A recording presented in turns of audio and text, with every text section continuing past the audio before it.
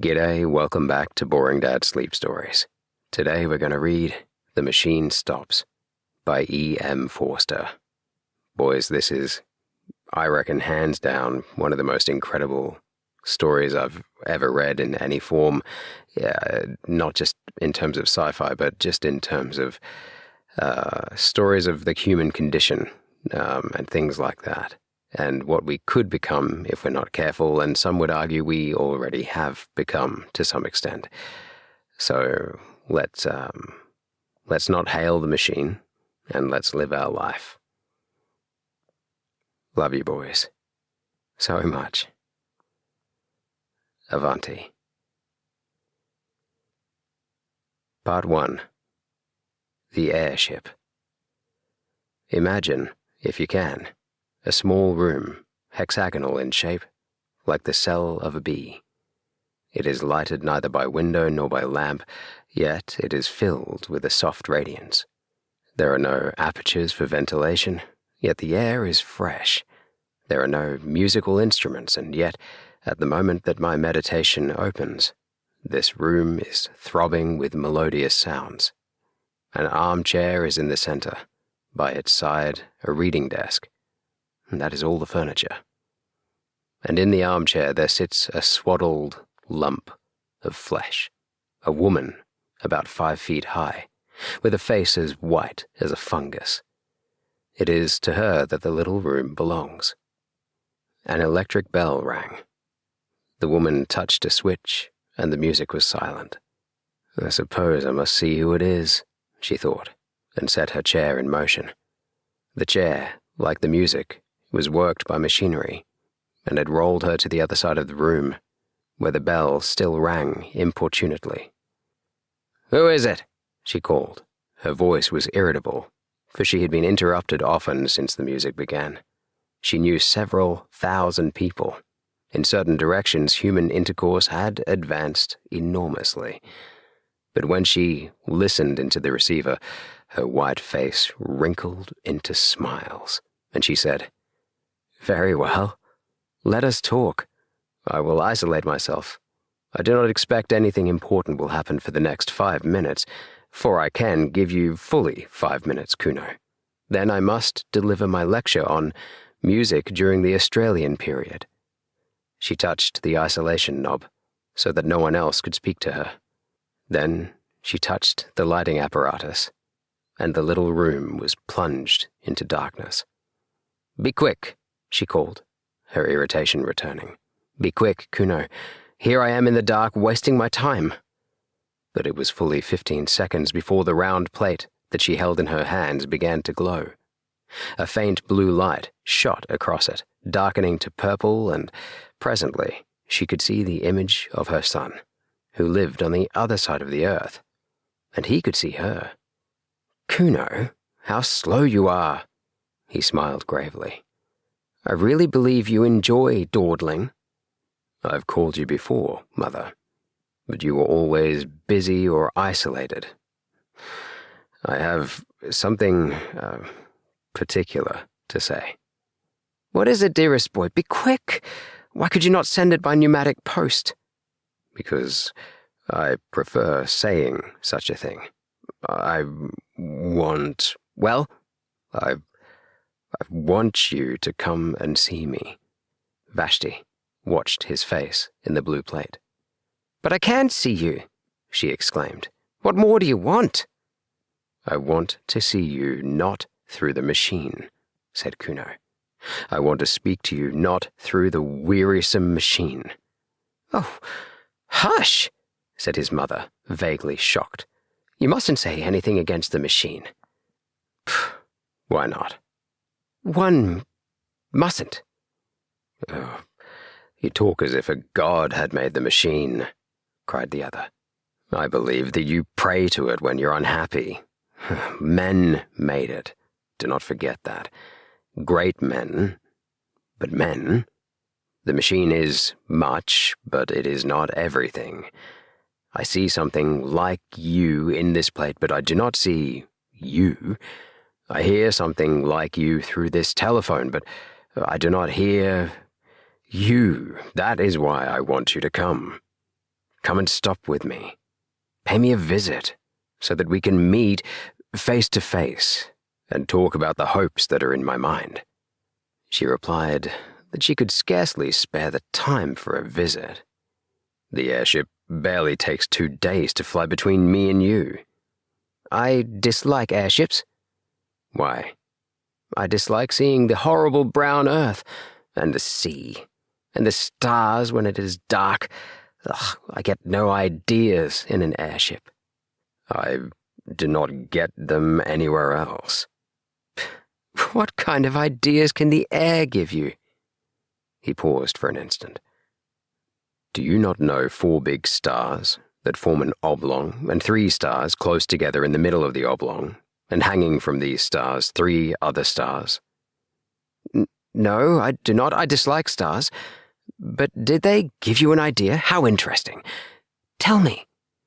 "I had an idea that they were like a man." "I do not understand." "The 4 big stars are the man's shoulders and his knees. The 3 stars in the middle are like the belts that men wore once, and the 3 stars hanging are like a sword." "A sword?" "Men carried swords about with them to kill animals and other men."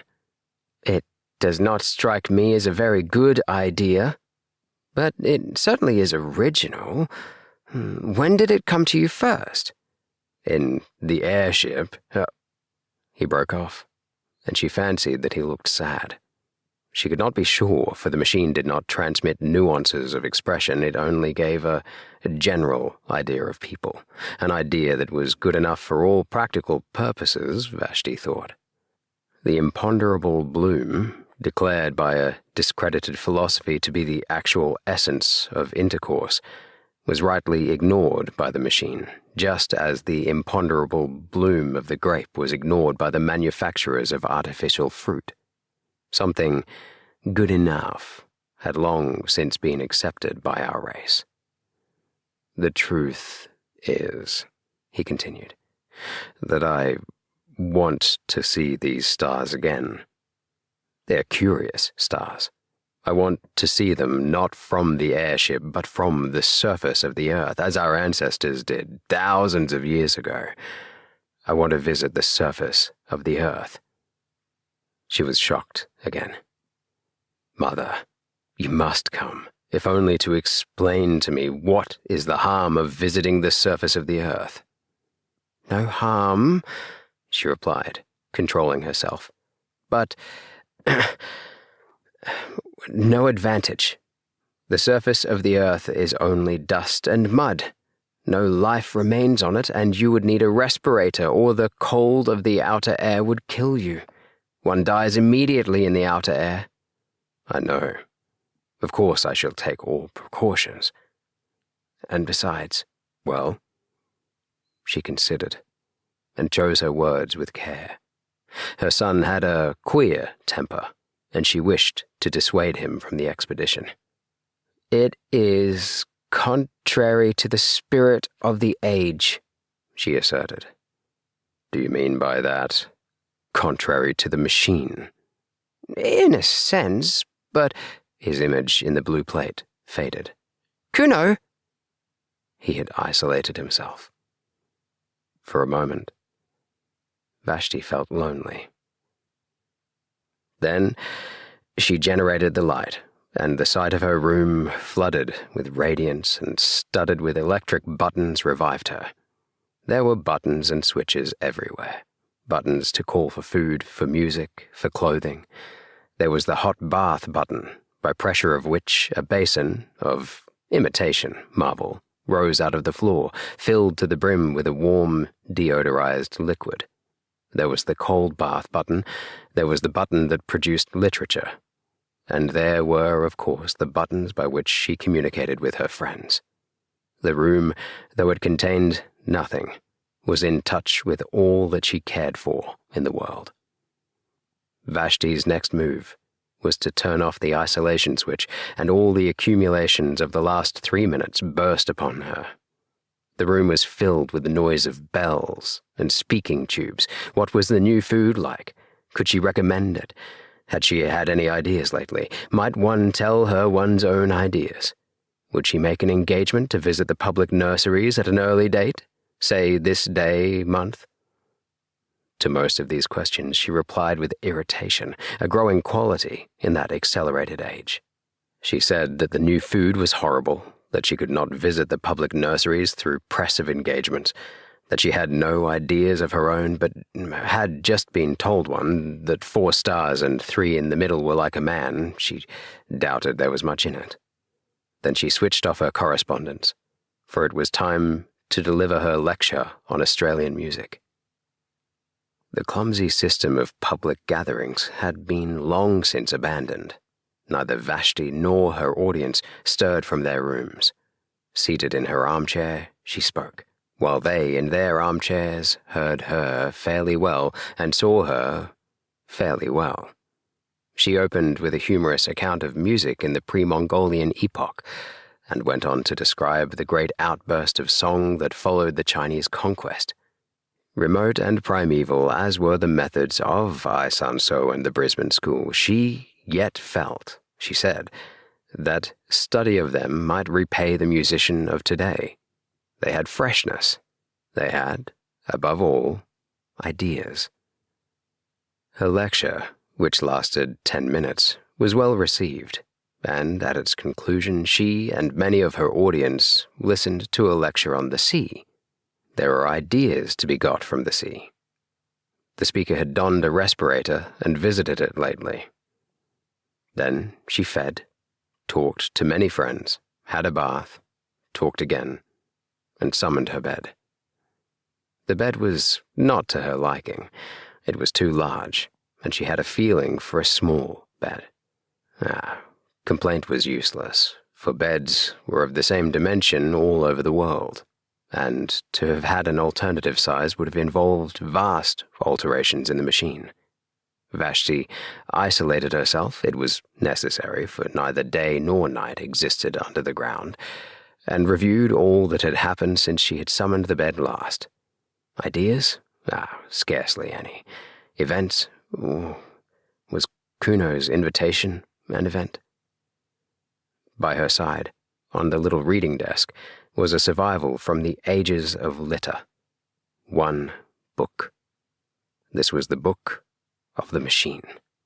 In it were instructions against every possible contingency. If she was hot, or cold, or dyspeptic, or at loss for a word, she went to the book, and it told her which button to press. The Central Committee published it. In accordance with a growing habit, it was richly bound. Sitting up in bed, she took it reverently in her hands. She glanced around the glowing room as if someone might be watching her. Then, half ashamed, half joyful, she murmured, "Oh, machine, oh, machine," and raised the volume to her lips. Thrice she kissed it, thrice inclined her head, thrice she felt the delirium of acquiescence. Her ritual performed, she turned to page 1367, which gave the times of the departure of the airships from the island in the southern hemisphere under whose soil she lived, to the island in the northern hemisphere, whereunder lived her son. She thought, I have not the time. She made the room dark and slept. She awoke and made the room light. She ate and exchanged ideas with her friends, and listened to music, and attended lectures. She made the room dark, and slept. Above her, beneath her, and around her, the machine hummed eternally. She did not notice the noise, for she had been born with it in her ears. The earth, carrying her, hummed as it sped through silence, turning her now to the invisible sun, now to the invisible stars. She awoke and made the room light. "Kuno!" "I will not talk to you," he answered, "until you come." "Have you been on the surface of the earth since we spoke last?" His image faded. Again she consulted the book. She became very nervous, and lay back in her chair, palpitating. Think of her as without teeth or hair. Presently, she directed the chair to the wall and pressed an unfamiliar button. The wall swung apart, slowly. Through the opening, she saw a tunnel that curved slightly, so that its goal was not visible. Should she go to see her son? Here was the beginning of the journey. Of course, she knew all about the communication system. There was nothing mysterious in it. She would summon a car, and it would fly with her down the tunnel until it reached the lift that communicated with the airship station. The system had been in use for many, many years, long before the universal establishment of the machine. And, of course, she had studied the civilization that had immediately preceded her own, the civilization that had mistaken the functions of the system, and had used it for bringing people to things, instead of for bringing things to people. Those funny old days when men went for change of air instead of changing the air in their rooms. And yet, she was frightened of the tunnel. She had not seen it since her last child was born. It curved, but not quite as she remembered it. It was brilliant, but not quite as brilliant as a lecturer had suggested. Vashti was seized with the terrors of direct experience. She shrank back into the room, and the wall closed up again. "Kuno," she said, I cannot come to see you. I am not well."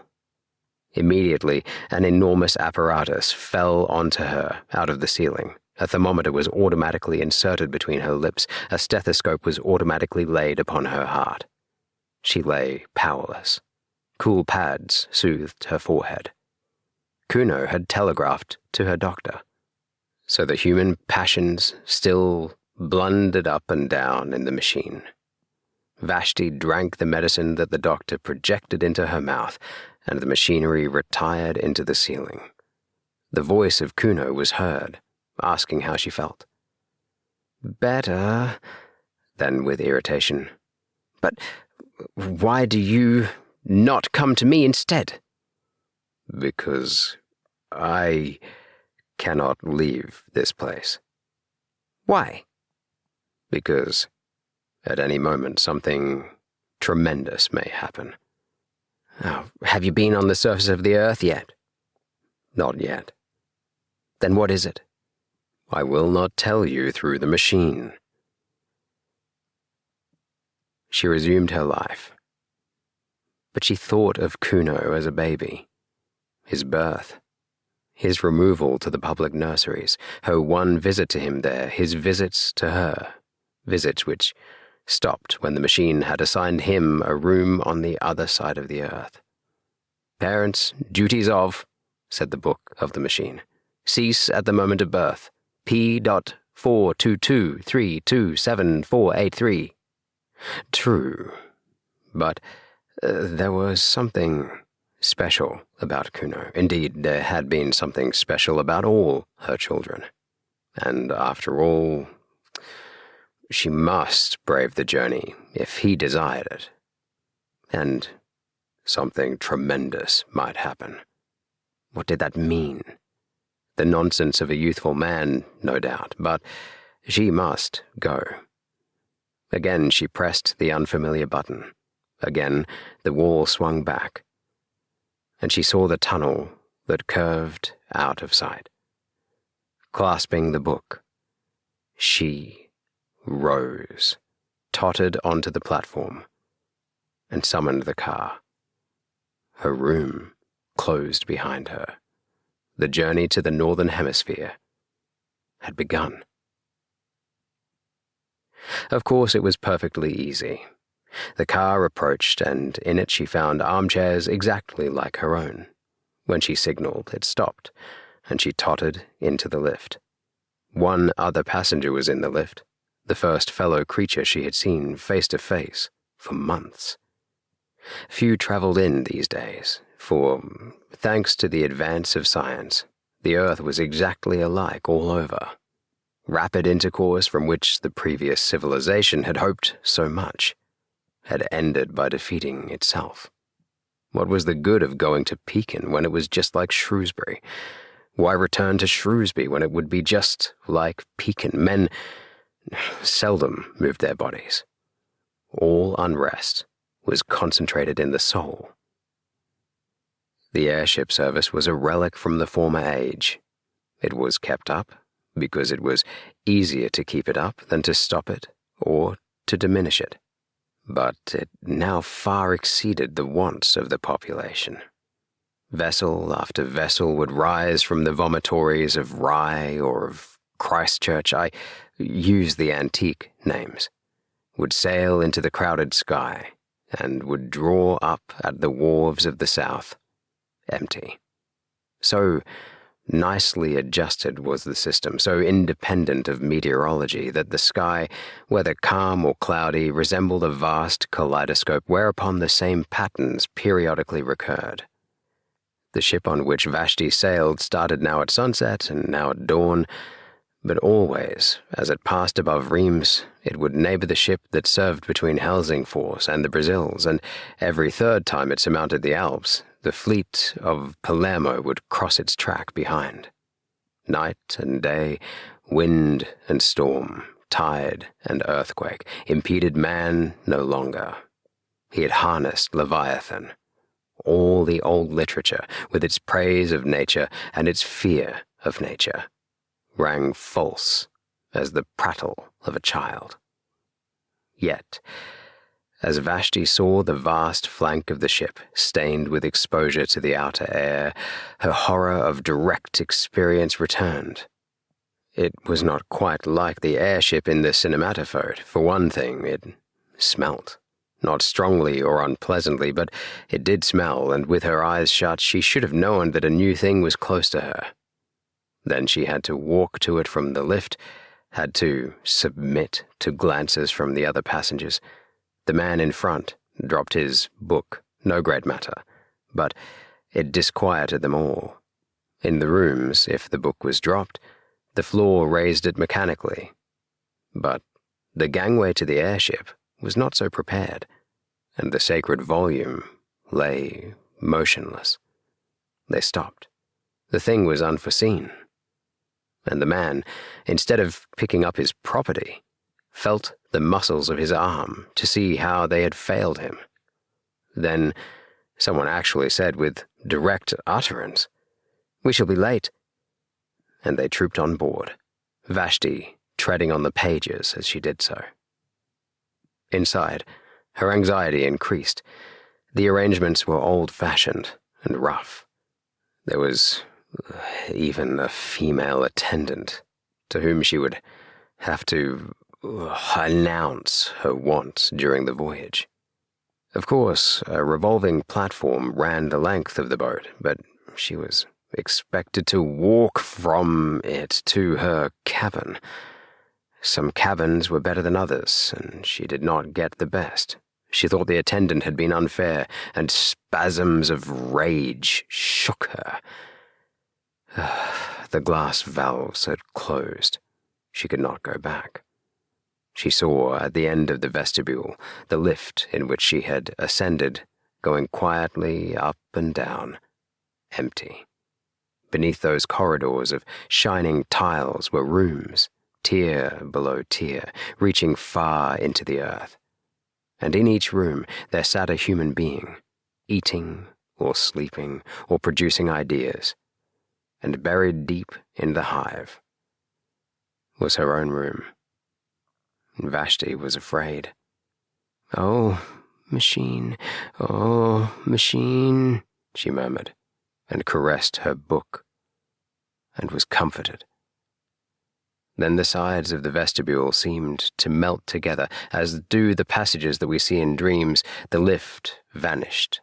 The book that had been dropped slid to the left and vanished. Polished tiles rushed by like a stream of water. There was a slight jar, and the airship, issuing from its tunnel, soared above the waters of a tropical ocean. It was night, For a moment, she saw the coast of Sumatra, edged by the phosphorescence of waves and crowned by lighthouses, still sending forth their disregarded beams.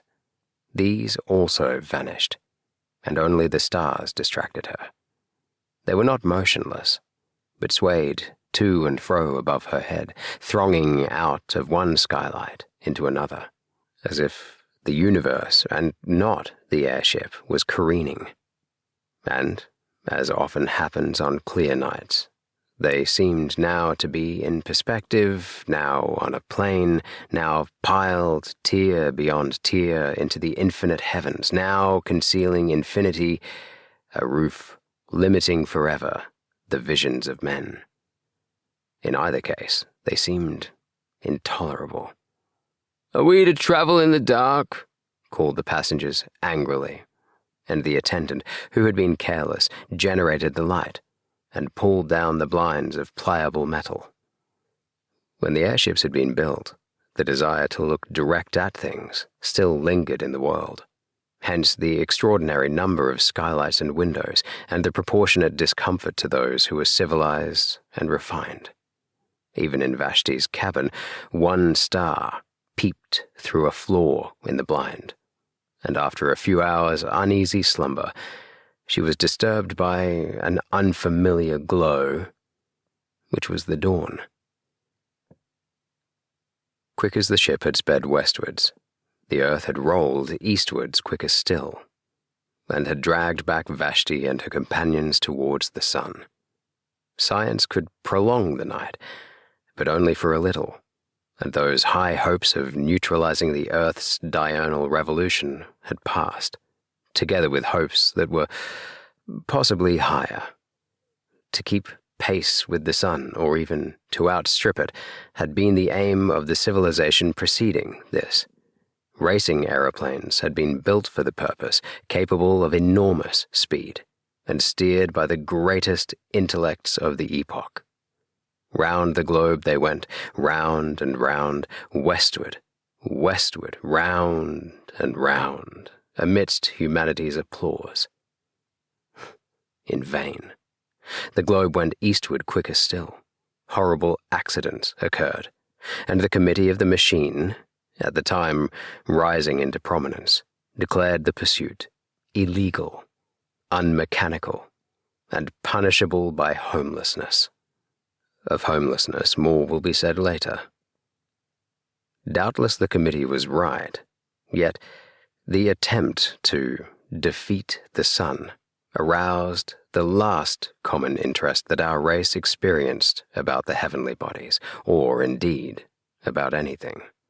It was the last time that men were compacted by thinking of a power outside the world. The sun had conquered, yet it was the end of his spiritual dominion. Dawn, midday, twilight, the zodiacal path touched neither men's lives nor their hearts, and science retreated into the ground to concentrate herself upon problems that she was certain of solving. So when Vashti found her cabin invaded by a rosy finger of light, she was annoyed and tried to adjust the blind. But the blind flew up altogether, and she saw through the skylight small pink clouds swaying against a background of blue, and as the sun crept higher, its radiance entered direct, brimming down the wall like a golden sea. It rose and fell with the airship's motion, just as waves rise and fall, but it advanced steadily as a tide advances. Unless she was careful, it would strike her face. A spasm of horror shook her, and she rang for the attendant. The attendant, too, was horrified, but she could do nothing. It was not her place to mend the blind. She could only suggest that the lady should change her cabin, which she accordingly prepared to do.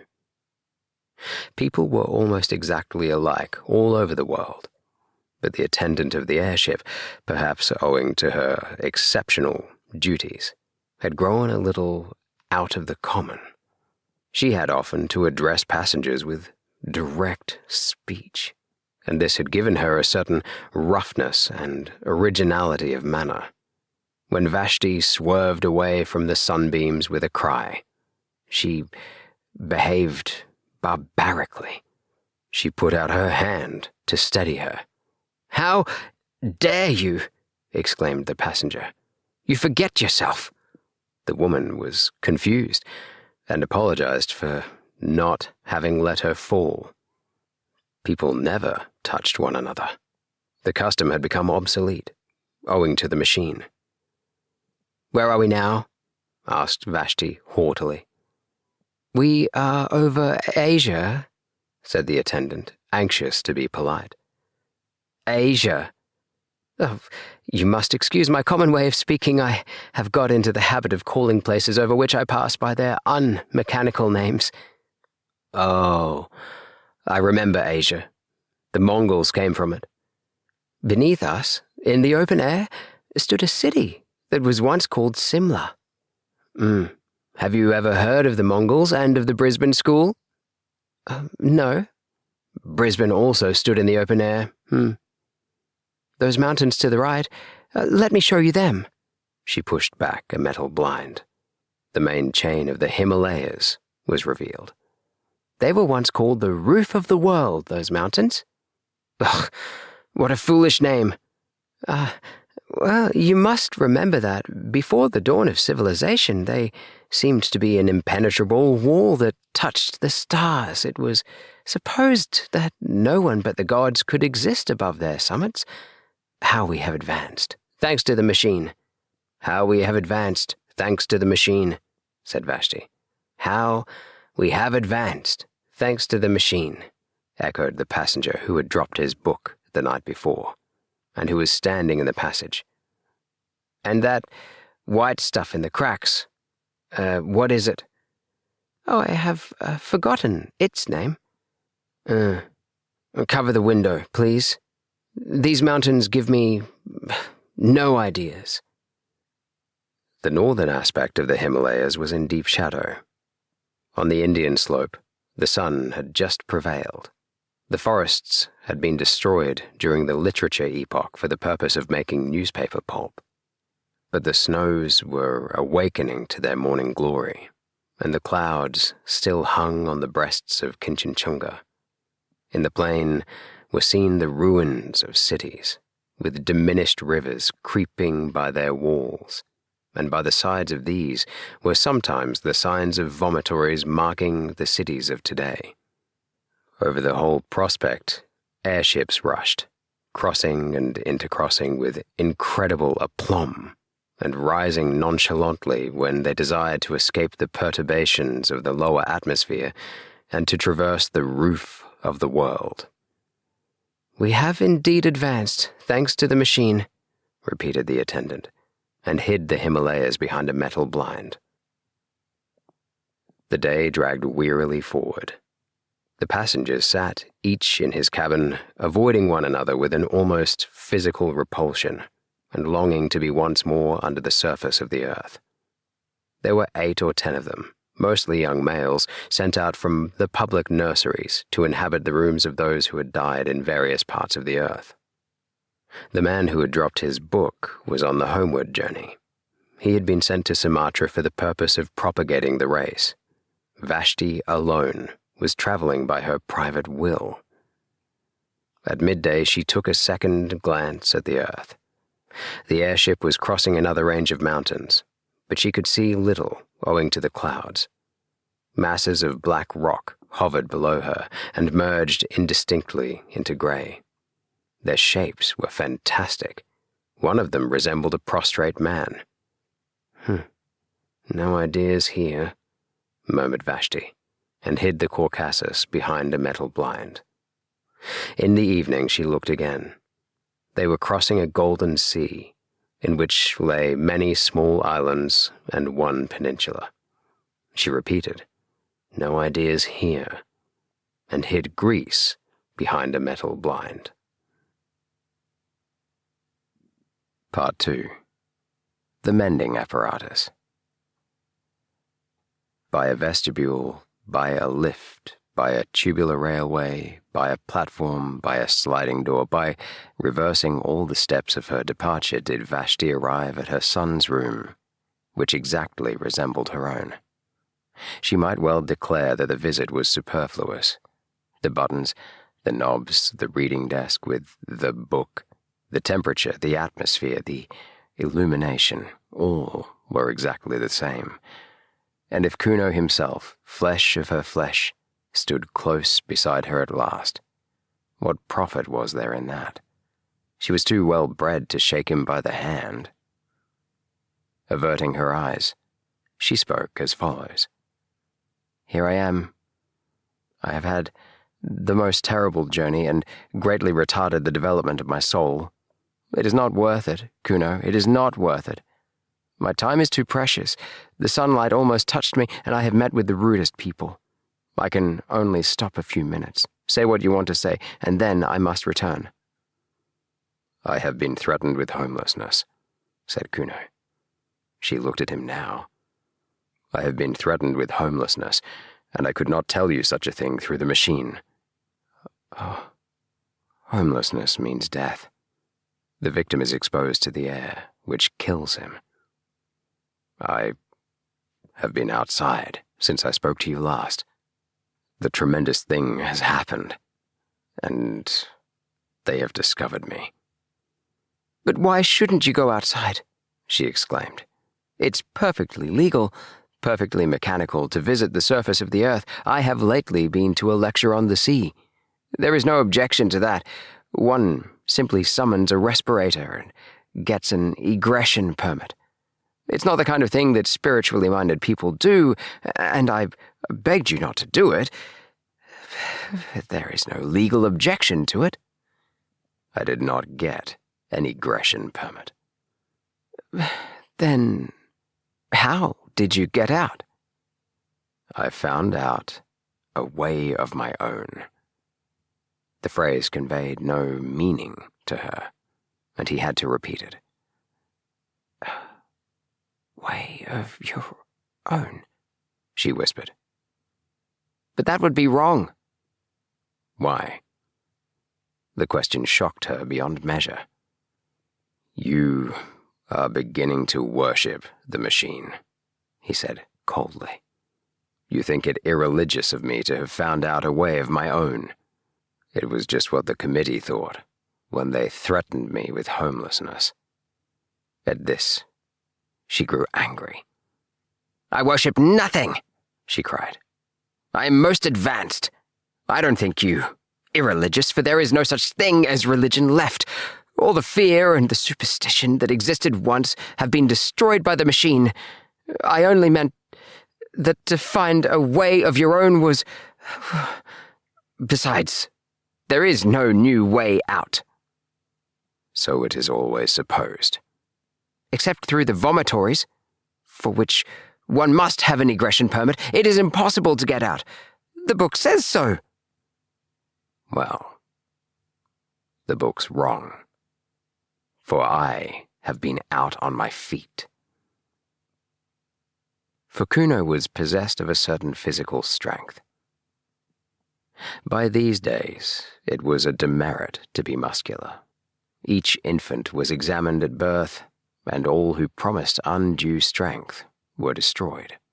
Humanitarians may protest, but it would have been no true kindness to let an athlete live. He would never have been happy in that state of life to which the machine had called him. He would have yearned for trees to climb, rivers to bathe in, meadows and hills against which he might measure his body.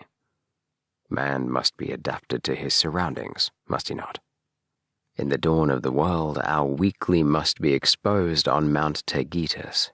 In its twilight, our strong will suffer euthanasia, that the machine may progress, that the machine may progress, that the machine may progress eternally.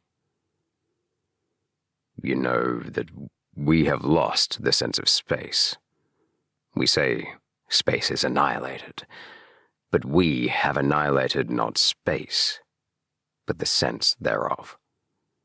We have lost a part of ourselves. I determined to recover it, and I began by walking up and down the platform of the railway outside my room, up and down until I was tired, and so did recapture the meaning of near and far. Near is a place to which I can get quickly on my feet, not a place to which the train or the airship will take me quickly. Far is a place to which I cannot get quickly on my feet. The vomitory is far, though I could be there in 38 seconds by summoning the train. Man is the measure. That was my first lesson. Man's feet are the measure for distance. His hands are the measure for ownership. His body is the measure for all that is lovable and desirable and strong. Then I went further. It was then that I called to you for the first time, and you would not come. Now, the city, as you know, is built deep beneath the surface of the earth with only the vomitories protruding. Having paced the platform outside my own room, I took the lift to the next platform and paced that also, and so with each in turn until I came to the topmost, above which begins the earth. All the platforms were exactly alike, and all that I gained by visiting them was to develop my sense of space and muscles. I think I should have been content with this. It is not a little thing. But as I walked and brooded, it occurred to me that our cities had been built in the days when men still breathed the outer air, and that there had been ventilation shafts for the workmen.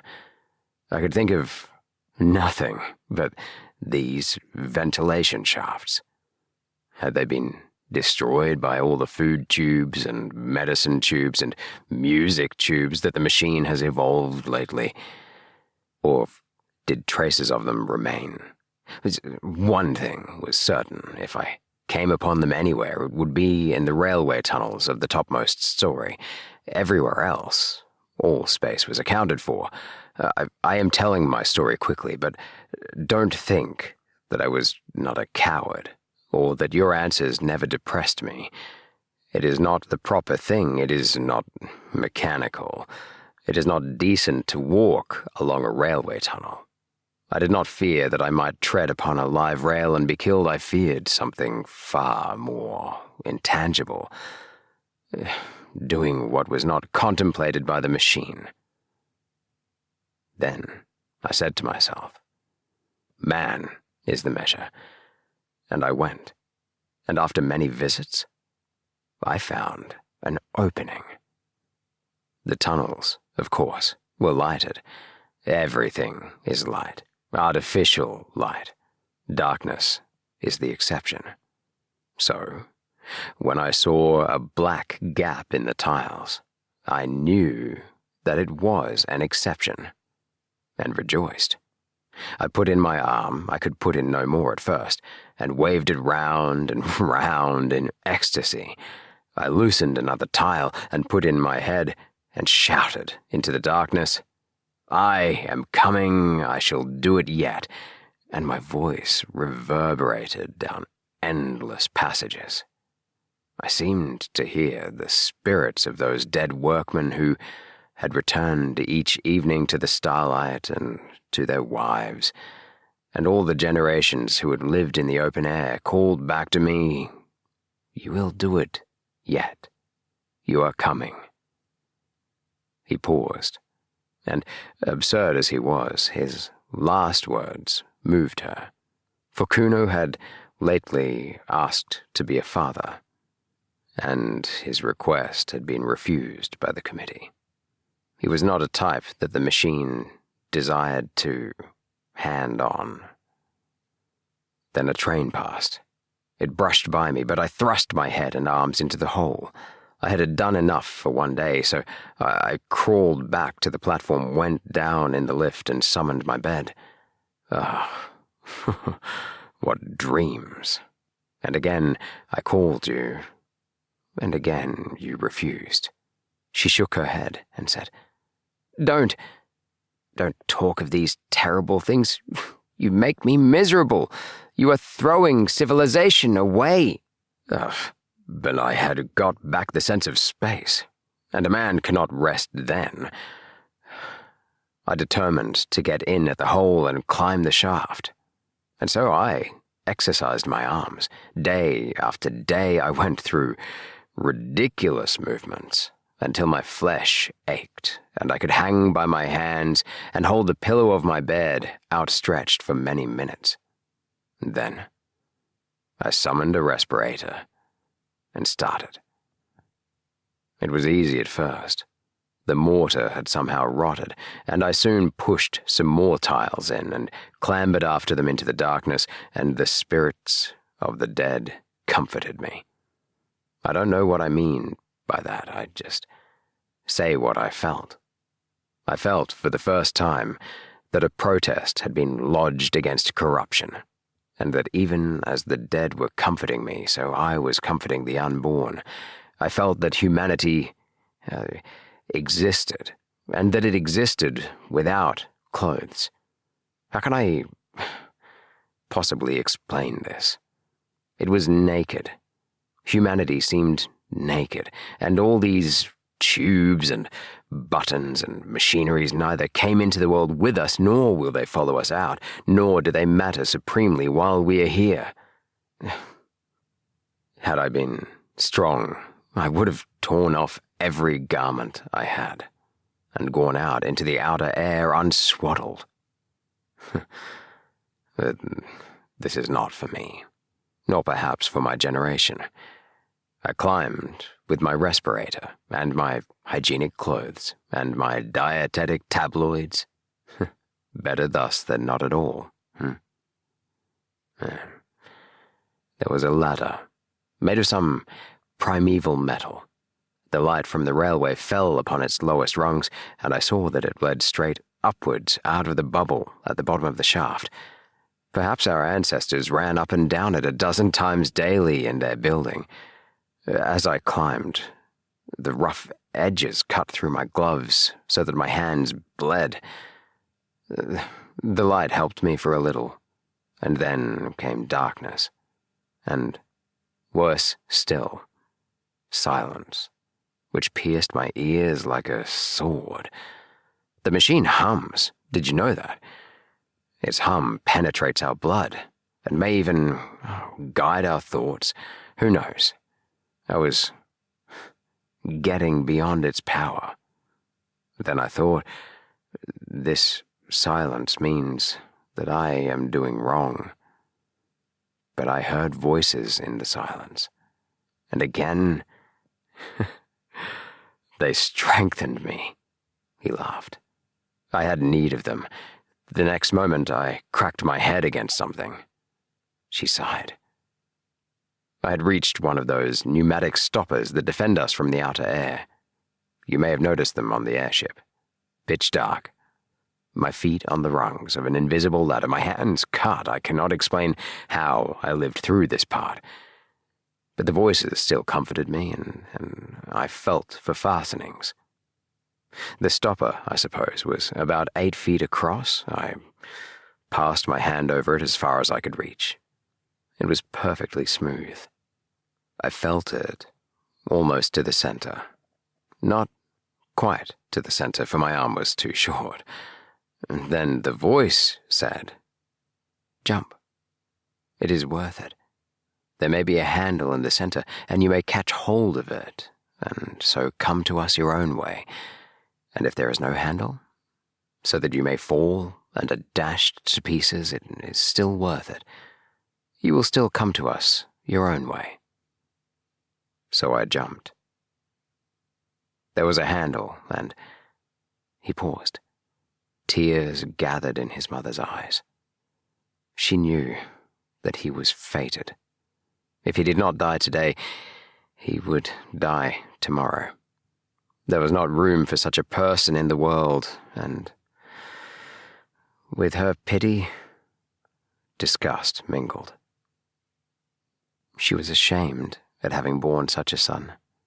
She who had always been so respectable and so full of ideas, Was he really the little boy to whom she had taught the use of his stops and buttons, and to whom she had given his first lessons in the book? The very hair that disfigured his lip showed that he was reverting to some savage type. On atavism, the machine can have no mercy. There was a handle, and I did catch it. I hung, tranced over the darkness, and heard the hum of these workings as the last whisper in a dying dream. All the things I had cared about, and all the people I had spoken to through tubes, appeared infinitely little. Meanwhile, the handle revolved. My weight had set something in motion, and I span slowly, and then I cannot describe it. I was lying with my face to the sunshine. Blood poured from my nose and ears, and I heard a tremendous roaring. The stopper, with me clinging to it, had simply been blown out of the earth, and the air that we make down here was escaping through the vent into the air above. It burst up like a fountain. I crawled back to it, for the upper air hurt, and, as it were, I took great sips from the edge. My respirator had flown, goodness knows where. My clothes were torn. I just lay with my lips close to the hole, and I sipped until the bleeding stopped. You can imagine nothing so curious. This hollow in the grass, I will speak of it in a minute, the sun shining into it, not brilliantly, but through marbled clouds, the peace, the nonchalance, the sense of space, and, brushing my cheek, the roaring fountain of our artificial air. Soon, I spied my respirator, bobbing up and down in the current high above my head, and higher still were many airships. But no one ever looks out of airships, and in my case, they could not have picked me up. There I was, stranded. The sun shone a little way down the shaft and revealed the topmost rung of the ladder, but it was hopeless trying to reach it. I should either have been tossed up again by the escape, or else have fallen in and died. I could only lie on the grass, sipping, and from time to time glancing around me. I knew that I was in Wessex, for I had taken care to go to a lecture on the subject before starting. Wessex lies above the room in which we are talking now. It was once an important state. Its kings held all the southern coast from the Andritsvold to Cornwall, while the Vansdyke protected them on the north, running over the high ground. The lecturer was only concerned with the rise of Wessex, so I do not know how long it remained an international power, nor would the knowledge have assisted me. To tell the truth, I could do nothing but laugh during this part. There was I, with a pneumatic stopper by my side, and a respirator bobbing over my head, imprisoned all three of us in a grass-grown hollow that was edged with fern. Then he grew grave again. Lucky for me that it was a hollow, for the air began to fall back into it, and to fill it as water fills a bowl. I could crawl about, and presently I stood. I breathed a mixture in which the air that hurts predominated whenever I tried to climb the sides. This was not so bad. I had not lost my tabloids and remained ridiculously cheerful, and as for the machine, I forgot about it altogether. My one aim now was to get to the top, where the ferns were, and to view whatever objects lay beyond. I rushed the slope. The new air was still too bitter for me, and I came rolling back after a momentary vision of something grey.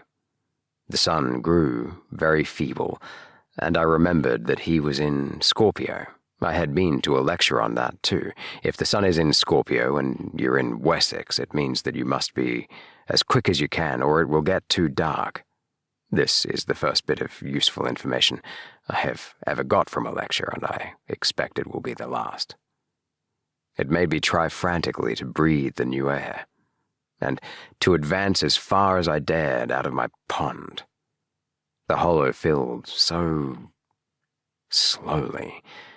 At times I thought that the fountain played with less vigor. My respirator seemed to dance nearer the earth. The roar was decreasing. He broke off. I don't think this is interesting you. The rest will interest you even less. There are no ideas in it, and I wish that I had not troubled you to come. We are too different, Mother. She told him to continue. Well, it was evening before I climbed the bank. The sun had very nearly slipped out of the sky by this time, and I could not get a good view. You, who have just crossed the roof of the world, will not want to hear an account of the little hills that I saw, low, colorless hills. But to me, they were living, and the turf that covered them was a skin under which their muscles rippled, and I felt that those hills had called with incalculable force to men in the past, and that men had loved them. Now they sleep, perhaps forever. They commune with humanity in dreams. Happy the man, happy the woman who awakes the hills of Wessex. For though they sleep, they will never die. His voice rose passionately. Cannot you see, cannot all your lecturers see, that it is we who are dying, and that down here the only thing that really lives is the machine? We created the machine to do our will, but we cannot make it do our will now. It has robbed us of the sense of space and of the sense of touch. It has blurred every human relation and narrowed down love to a carnal act.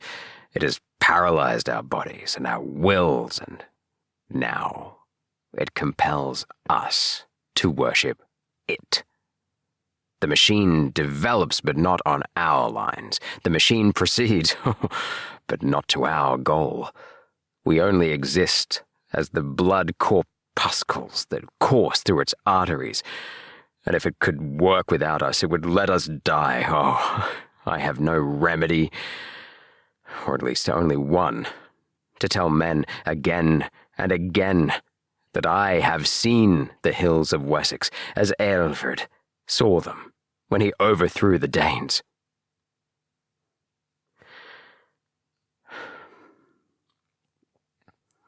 So the sun set. I forgot to mention that a belt of mist lay between my hill and other hills, and that it was the color of pearl. He broke off for the second time. Go on, said his mother wearily. He shook his head. Go on. Nothing you can say can distress me now. I am hardened. Oh, no, I had meant to tell you the rest, but I cannot. I know that I cannot. Goodbye. Vashti stood, irresolute. All her nerves were tingling with his blasphemies. But she was also inquisitive. This is unfair, she complained. You have called me across the world to hear your story, and hear it I will. Tell me, as briefly as possible, for this is a disastrous waste of time. Tell me how you returned to civilization. Oh, that, he said, starting. You would like to hear about civilization? Certainly. Had I got to where my respirator fell down? No, But I understand everything now. You put on your respirator and managed to walk along the surface of the earth to a vomitory, and there your conduct was reported to the Central Committee. By no means. He passed his hand over his forehead, as if dispelling some strong impression. Then, resuming his narrative, he warmed to it again. My respirator fell about sunset. I had mentioned that the fountain seemed feebler, had I not? Yes. About sunset. It let the respirator fall. As I said, I had entirely forgotten about the machine, and I paid no great attention at the time, being occupied with other things. I had my pool of air into which I could dip when the outer keenness became intolerable, and which would possibly remain for days provided that no wind sprang up to disperse it. Not until it was too late did I realize what the stoppage of the escape implied. You see, the gap in the tunnel had been mended. The mending apparatus was after me. One other warning I had, but I neglected it. The sky at night was clearer than it had been in the day, and the moon, which was about half the sky behind the sun, shone into the dell, at moments quite brightly. I was in my usual place on the boundary between the two atmospheres, when I thought I saw something dark move across the bottom of the dell and vanish into the shaft. Oh, in my folly, I ran down. I bent over and listened, and I thought I heard a faint scraping noise in the depths. At this, but it was too late. I took alarm. I determined to put on my respirator and to walk right out of the dell. But my respirator had gone. I knew exactly where it had fallen, between the stopper and the aperture, and I could even feel the mark that it had made in the turf. It had gone, and I realized that something evil was at work, and I had better escape to the other air, and if I must die running towards the cloud that had been the color of a pearl. I never started. Out of the shaft? Oh, it is too horrible. A worm, a long, white worm had crawled out of the shaft and was gliding over the moonlit grass. I screamed. I did everything that I should not have done. I stamped upon the creature instead of flying from it, and it at once curled around the ankle. Then we fought. The worm let me run all over the dell, but edged up my leg as I ran. "Help!" I cried. That part is too awful. It belongs to the part that you will never know. "Help!" I cried. Why cannot we suffer in silence? "Help!" I cried. Then my feet were wound together. I fell. I was dragged away from the dear ferns and the living hills, and past the great metal stopper. I can tell you this part. And I thought it might save me again if I caught hold of the handle. It was also enwrapped. It also. Oh, the whole dell was full of the things. They were searching it in all directions. They were denuding it, and the white snouts of others peeped out of the hole, ready if needed. Everything that could be moved they brought, brushwood, bundles of fern, everything. And down we all went, intertwined, into hell. The last things that I saw, ere the stopper closed after us, were certain stars, and I felt that a man of my sort lived in the sky. For I did fight. I fought till the very end, and it was only my head hitting against the ladder that quieted me. I woke up in this room. The worms had vanished. I was surrounded by artificial air, artificial light, artificial peace. And my friends were calling to me down speaking tubes to know whether I had come across any new ideas lately. Here, his story ended. Discussion of it was impossible. And Vashti turned to go. "It will end in homelessness," she said quietly. "I wish it would," retorted Kuno. "The machine has been most merciful." "I prefer the mercy of God." "By that superstitious phrase, do you mean that you could live in the outer air?" "Yes." "Have you ever seen round the vomitories the bones of those who were extruded after the Great Rebellion?" "Yes." "They were left where they perished for our edification. A few crawled away, but they perished too. Who can doubt it? And so with the homeless of our own day. The surface of the earth supports life no longer." "Indeed. Ferns and a little grass may survive, but all higher forms have perished. Has any airship detected them? No. Has any lecturer dealt with them? No. Then why this obstinacy?" "Because I have seen them," he exploded. "Seen what?" "Because I have seen her in the twilight. Because she came to my help when I called.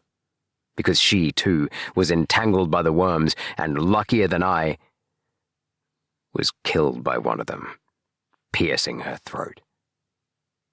He was mad. Vashti departed, nor in the troubles that followed did she ever see his face again. Part 3. The Homeless. During the years that followed Kuno's escapade, 2 important developments took place in the machine.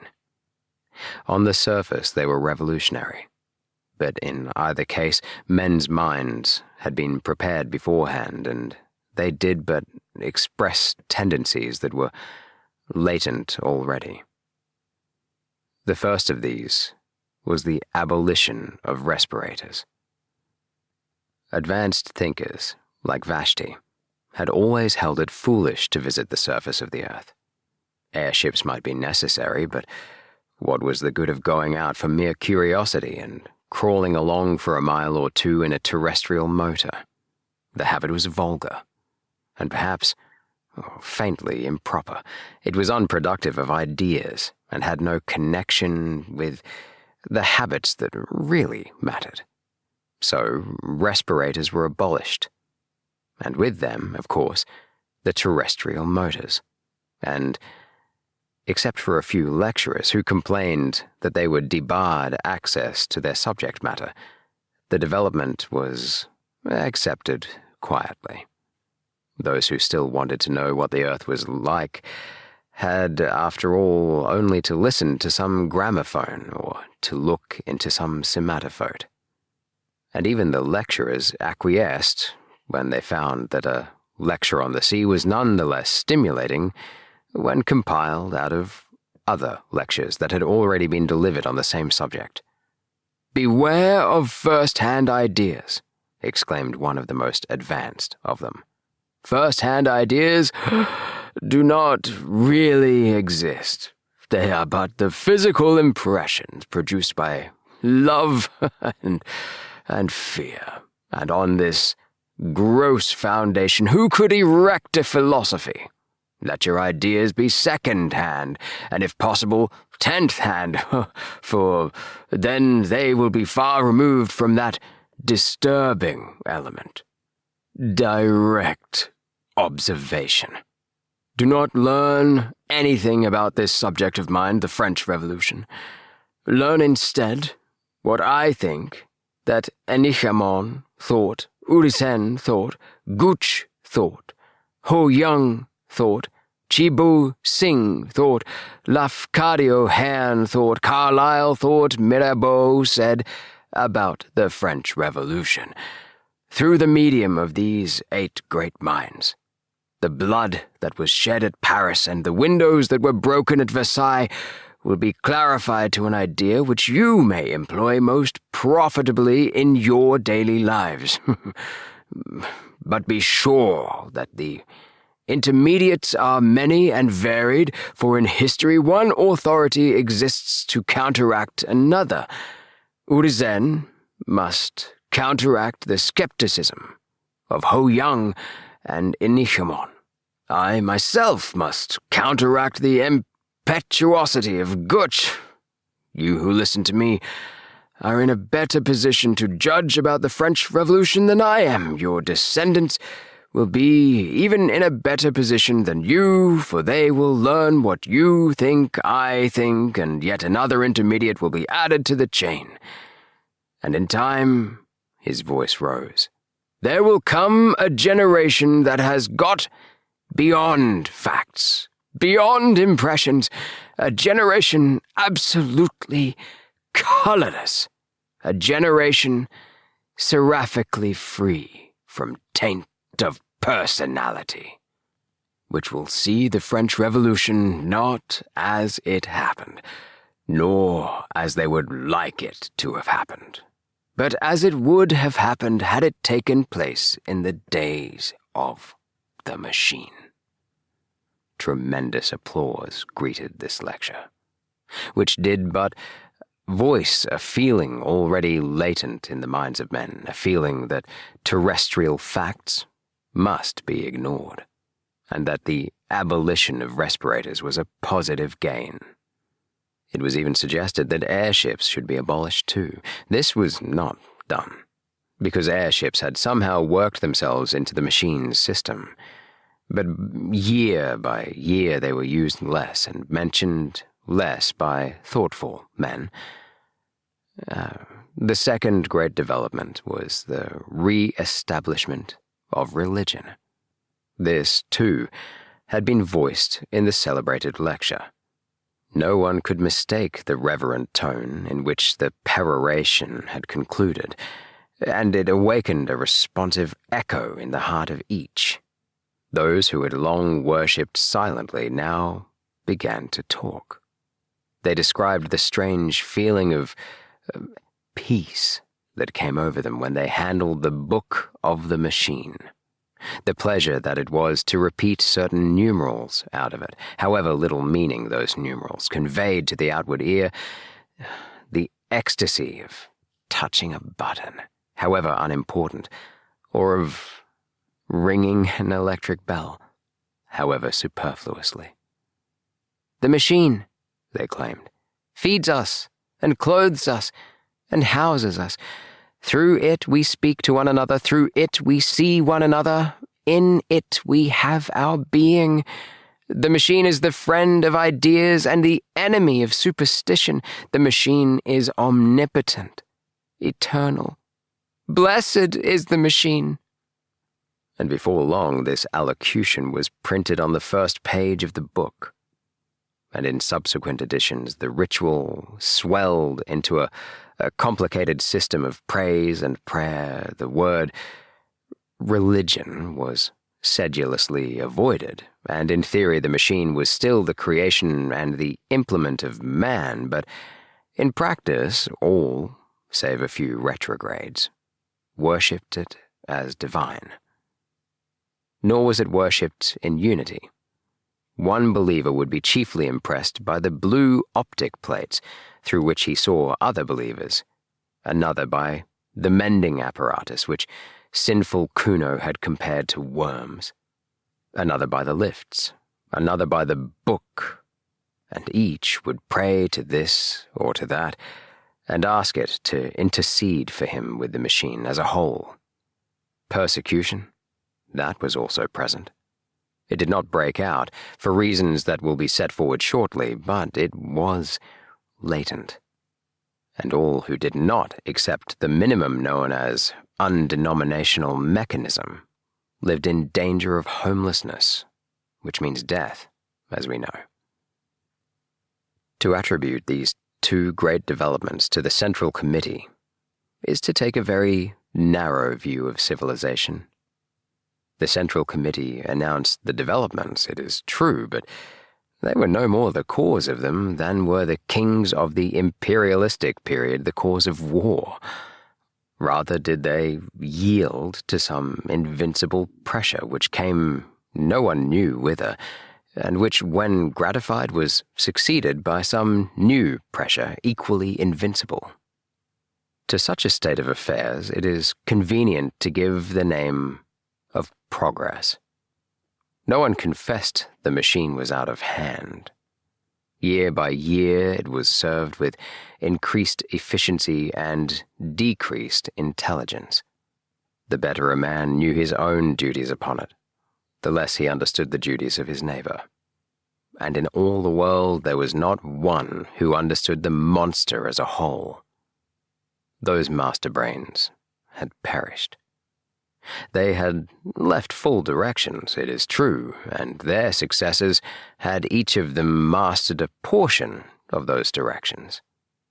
But humanity, in its desire for comfort, had overreached itself. It had exploited the riches of nature too far. Quietly and complacently, it was sinking into decadence, and progress had come to mean the progress of the machine. As for Vashti, her life went peacefully forward until the final disaster. She made her room dark and slept. She awoke and made the room light. She lectured and attended lectures. She exchanged ideas with her innumerable friends and believed she was growing more spiritual. At times, a friend was granted euthanasia and left his or her room for the homelessness that is beyond all human conception. Vashti did not much mind. After an unsuccessful lecture, she would sometimes ask for euthanasia herself. But the death rate was not permitted to exceed the birth rate, and the machine had, hitherto, refused it to her. The troubles began quietly, long before she was conscious of them. One day, she was astonished at receiving a message from her son. They never communicated, having nothing in common, and she had only heard indirectly that he was still alive and had been transferred from the northern hemisphere, where he had behaved so mischievously, to the southern, indeed, to a room not far from her own. Does he want me to visit him? She thought. Never again. Never. And I have not the time. No, it was madness of another kind. He refused to visualize his face upon the blue plate, and speaking out of the darkness with solemnity, said, "The machine stops." "What do you say?" "The machine is stopping. I know it. I know the signs." She burst into a peal of laughter. He heard her and was angry, and they spoke no more. "Can you imagine anything more absurd?" she cried to a friend. "A man who was my son believes that the machine is stopping. It would be impious if it was not mad." "The machine is stopping?" her friend replied. "What does that mean? The phrase conveys nothing to me." "Nor to me." "He does not refer, I suppose, to the trouble there has been lately with the music?" "Oh, no, of course not. Let us talk about music.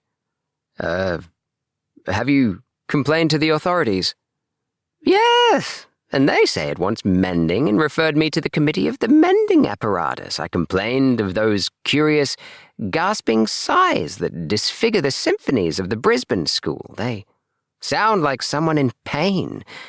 The committee of the mending apparatus says that it shall be remedied shortly." Obscurely worried, she resumed her life.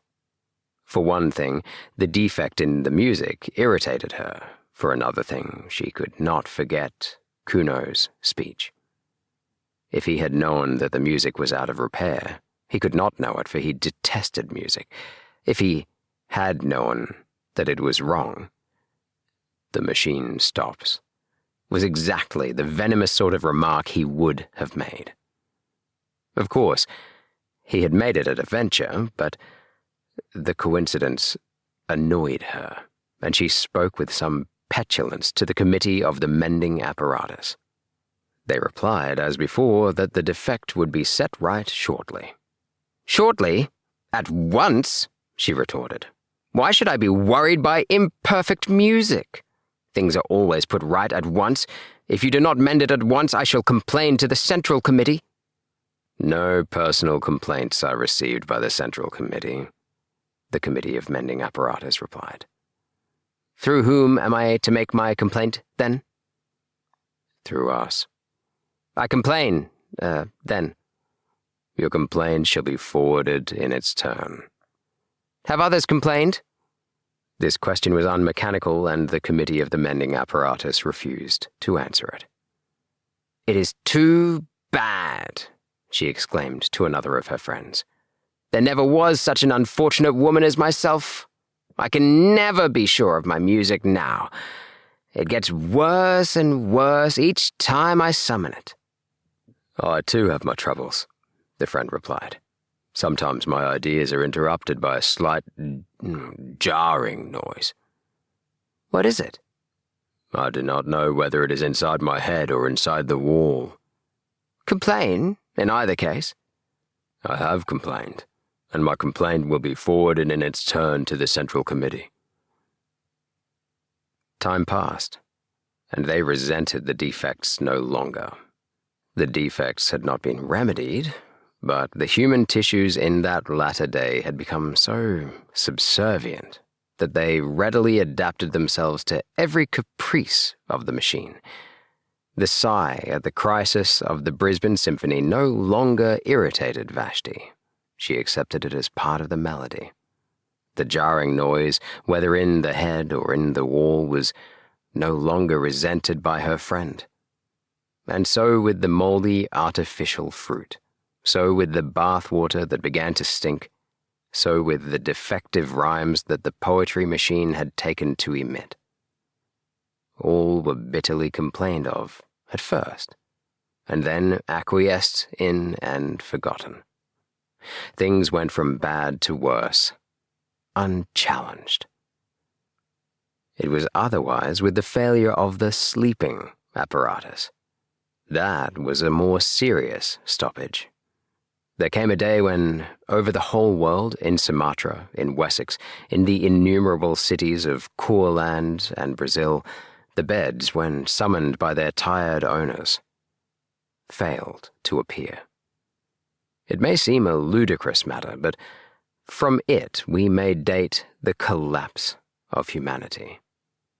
The committee responsible for the failure was assailed by complainants whom it referred, as usual, to the Committee of the Mending Apparatus, who, in its turn, assured them that their complaints would be forwarded to the Central Committee. But the discontent grew, for mankind was not yet sufficiently adaptable to do without sleeping. "Someone is meddling with the machine," they began. "Someone is trying to make himself king, to reintroduce the personal element. Punish that man with homelessness. To the rescue. Avenge the machine. Avenge the machine. War. Kill the man." But the Committee of the Mending Apparatus now came forward and allayed the panic with well-chosen words. It confessed that the mending apparatus was itself in need of repair. The effect of this frank confession was admirable. "Of course," said a famous lecturer, he of the French Revolution, who gilded each new decay with splendor, "of course, we shall not press our complaints now. The mending apparatus has treated us so well in the past that we all sympathize with it. and will wait patiently for its recovery. In its own good time, it will resume its duties. Meanwhile, let us do without our beds, our tabloids, our other little wants. Such, I feel sure, would be the wish of the machine." Thousands of miles away, his audience applauded. The machine still linked them. Under the seas, beneath the roots of the mountains, ran the wires through which they saw and heard, the enormous eyes and ears that were their heritage, and the hum of many workings clothed their thoughts in one garment of subserviency. Only the old and the sick remained ungrateful, for it was rumored that euthanasia, too, was out of order, and that pain had reappeared among men. It became difficult to read. A blight entered the atmosphere and dulled its luminosity. At times Vashti could scarcely see across her room. The air, too, was foul, loud with the complaints, impotent the remedies, heroic the tone of the lecturer as he cried, "Courage! Courage! What matter so long as the machine goes on? To it the darkness and the light are one." And though things improved again after a time, the old brilliancy was never recaptured, and humanity never recovered from its entrance into twilight. There was an hysterical talk of measures, of provisional dictatorship, and the inhabitants of Sumatra were asked to familiarize themselves with the workings of the central power station, the said power station being situated in France. But for the most part, panic reigned, and men spent their strength praying to their books, tangible proofs of the machine's omnipotence. There were gradations of terror. At times came rumors of hope. The mending apparatus was almost mended. The enemies of the machine had been got under. New nerve centers were evolving which would do the work even more magnificently than before, but there came a day when, without the slightest warning, without any previous hint of feebleness, the entire communication system broke down all over the world. And the world, as they understood it, ended. Vashti was lecturing at the time, and her earlier remarks had been punctuated with applause. As she proceeded, the audience became silent, and at the conclusion there was no sound. Doubtless the friend was sleeping. And so with the next friend whom she tried to summon, and so with the next, until she remembered Kuno's cryptic remark. The machine stops. The phrase still conveyed nothing. If eternity was stopping, it would of course be set going shortly. For example, there was still a little light and air. The atmosphere had improved a few hours previously. There was still the book, and while there was the book, there was security. Then she broke down. For with the cessation of activity came an unexpected terror. Silence. She had never known silence, and the coming of it nearly killed her. It did kill many thousands of people outright. Ever since her birth, she had been surrounded by the steady hum. It was to the ear what artificial air was to the lungs, and agonizing pains shot across her head. And scarcely knowing what she did, she stumbled forward and pressed the unfamiliar button, the one that opened the door of her cell. Now the door of the cell worked on a simple hinge of its own. It was not connected with the central power station dying far away in France. It opened, rousing immoderate hopes in Vashti, for she thought that the machine had been mended. It opened, and she saw the dim tunnel that curved far away towards freedom. One look, and then she shrank back. For the tunnel was full of people. She was almost the last in that city to have taken alarm. People at any time repelled her, and these were nightmares from her worst dreams. People were crawling about, people were screaming, whimpering, gasping for breath, touching each other, vanishing in the dark, and ever and anon being pushed off the platform onto the live rail. Some were fighting round the electric bells, trying to summon trains which could not be summoned. Others were yelling for euthanasia or for respirators or blaspheming the machine. Others stood at the doors of their cells, fearing, like herself, either to stop in them or to leave them. And behind all the uproar was silence, the silence which is the voice of the earth and of the generations who have gone. No, it was worse than solitude. She closed the door again and sat down to wait for the end. The disintegration went on, accompanied by horrible cracks and rumbling. The valves that restrained the medical apparatus must have been weakened, for it ruptured and hung hideously from the ceiling. The floor heaved and fell and flung her from her chair. A tube oozed towards her, serpent fashion. And at last, the final horror approached. Light began to ebb, and she knew that civilization's long day was closing. She whirled around, praying to be saved from this, at any rate, kissing the book, pressing button after button. The uproar outside was increasing and even penetrated the wall. Slowly, the brilliancy of her cell was dimmed. The reflections faded from her metal switches. Now she could not see the reading stand. Now not the book, though she held it in her hand. Light followed the flight of sound. Air was following light, and the original void returned to the cavern from which it had been so long excluded. Vashti continued to whirl like the devotees of an earlier religion, screaming, praying, striking at the buttons with bleeding hands. It was thus that she opened her prison and escaped in the spirit. At least, so it seems to me ere my meditation closes. That she escapes in the body, I cannot perceive that. She struck, by chance, the switch that released the door, and the rush of foul air on her skin, the loud throbbing whispers in her ears told her that she was facing the tunnel again, and that tremendous platform on which she had seen men fighting. They were not fighting now. Only the whispers remained, and the little whimpering groans.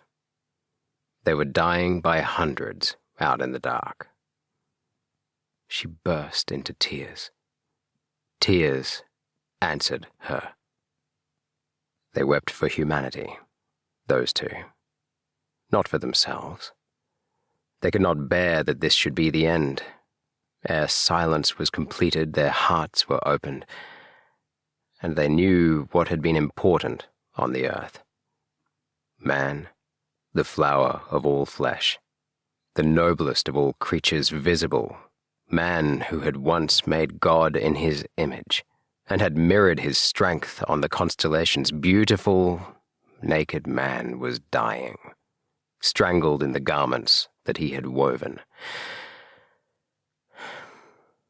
Century after century had he toiled, and here was his reward. Truly the garment had seemed heavenly at first, shot with the colors of culture, sewn with the threads of self-denial. And heavenly it had been so long as it was a garment and no more, so long as man could shed it at will and live by the essence that is his soul, and the essence equally divine that is his body. The sin against the body, it was for that they wept in chief, the centuries of wrong against the muscles and the nerves and those 5 portals by which we can alone apprehend, glozing it over with talk of evolution, until the body was white pap, the home of ideas, as colourless, last, sloshy stirrings of a spirit that had grasped the stars. "Where are you?" she sobbed. His voice in the darkness said, "Here." "Is there any hope, Kuno?" "None for us." "Where are you?" She crawled towards him over the bodies of the dead. His blood spurted over her hands. "Quicker," he gasped. "I'm dying, but we touch, we talk, not through the machine." He kissed her. "We have come back to our own. We die, but we have recaptured life, as it was in Wessex, where Aelfred overthrew the Danes.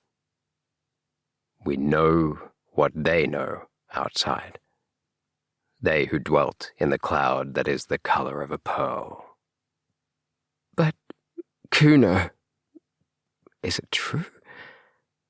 Are there still men on the surface of the earth? Is this tunnel, this poisoned darkness, really not the end?" He replied, "I have seen with them, spoken to them, loved them.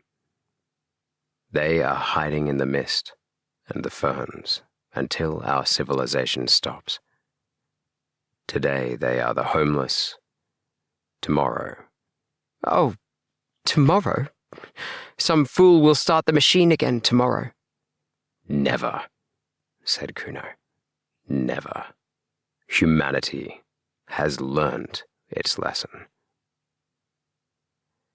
As he spoke, the whole city was broken like a honeycomb. An airship had sailed in through the vomitory into a ruined wharf. It crashed downwards, exploding as it went, rending gallery after gallery with its wings of steel.